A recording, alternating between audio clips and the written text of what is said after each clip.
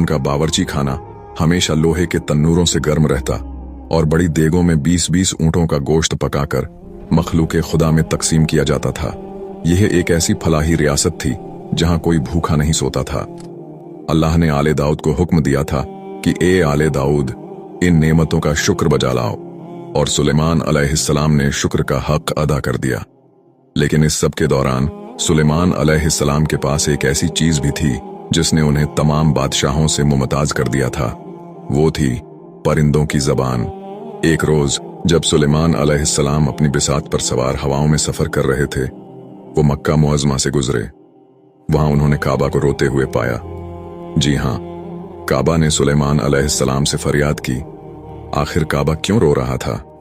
और सुलेमान अलैहिस्सलाम ने इस मुकद्दस घर को देखकर किस अजीम उस शान पैगंबर की खुशखबरी दी जो आने वाले वक्त में इस घर को बुतों से पाक करने वाला था।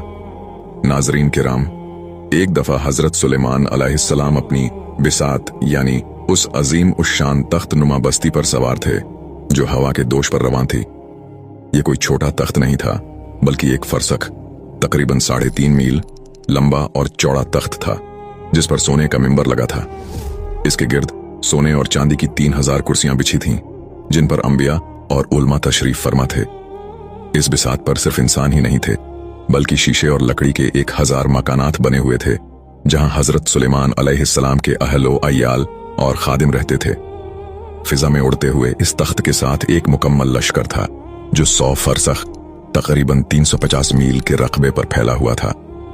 25 फरसख में इंसान, 25 में जिन्नात, 25 में सहराई जानवर और आखिरी 25 फरसख में परिंदे उड़ रहे थे जो अपने परों से इस पूरे शहर पर साया किए हुए थे।